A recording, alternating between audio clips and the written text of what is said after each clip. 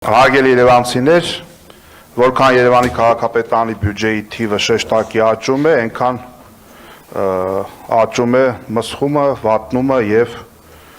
վատ արդյունքները։ Նախ մինչ թվաբանական դրվագներին անդրադառնալը կուզենայի հատուկ կանգ առնել այն պահի վրա, որ ասվում է, որ մեր տված խոստումների եւ բնակիչների հետ հարաբերությունների արանքը դուք մի մտեք եւ այլն։ Ընդդիմադիր ֆրակցիաներն էլ Երևանցու քվեն ստացած քաղաքական ուժերը ու պետք չի բարդույթավորվել, այդ մենք չենք մտնում, այդ դուք եք նենց անում, որ մենք մտնենք, երբ որ խոստում եք տալի ու չեք անում, ասենք հաղթանակ թաղամասում մարդիկ դուրս են գալի բողոքի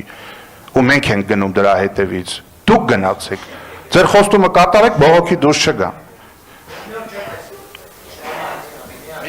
Ասեք Արշակ Սարգսյանը ընդեղ ա եղել, պարտադիր պիտի անձամբ ես ոնց ընդեղ չի եղել, ընդեղ ա եղել,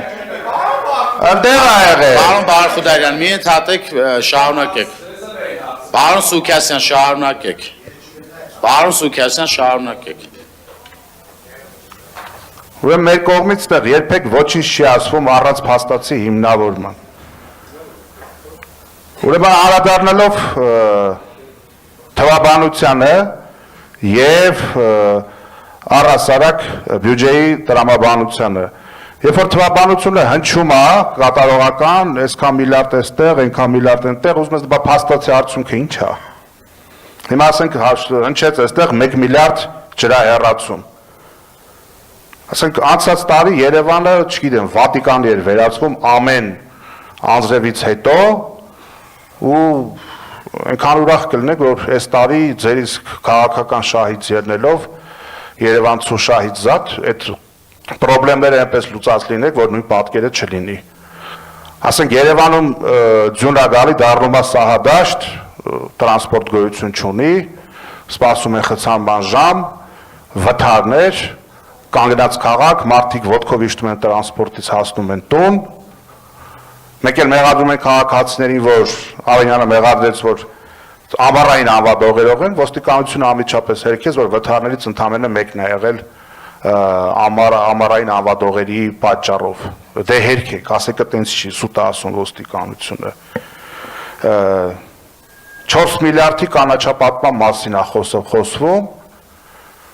ինչքան կանաչապատման թվերը ավելանում են,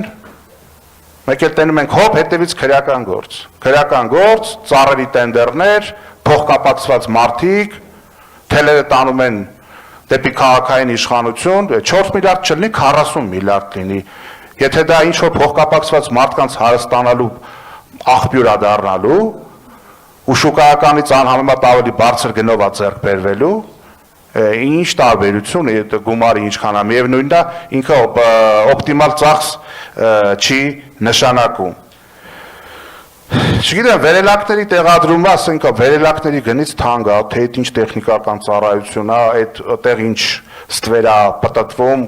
այդտեղ ում շահերն են այդպես վառ արտահայտված։ Ու առհասարակ որ կետին այսպես անդրադառնում ես հարցեր ու էլի հարցեր, բայց այս ամենը այդպես պատահական ինչ-որ բացառություն չէ համապետական մակարդակով, նայենք մնացած համայնքներին պետության ընդհանուր կառավարմանը լրիվ այդ ճակերտավոր տրամաբանության մեջ է տեղավորվում, որովհետև երբ որ անգամից Նիկոլ Փաշինյանն է անիվը որակում ձախողում եւ խայտառակություն, հարց առաջանում, բայց ձախողման եւ խայտառակության հետ կապ ունեցող անհատը ինչի այսօր զբաղեցնում Երևանի քաղաքապետի պաշտոնը։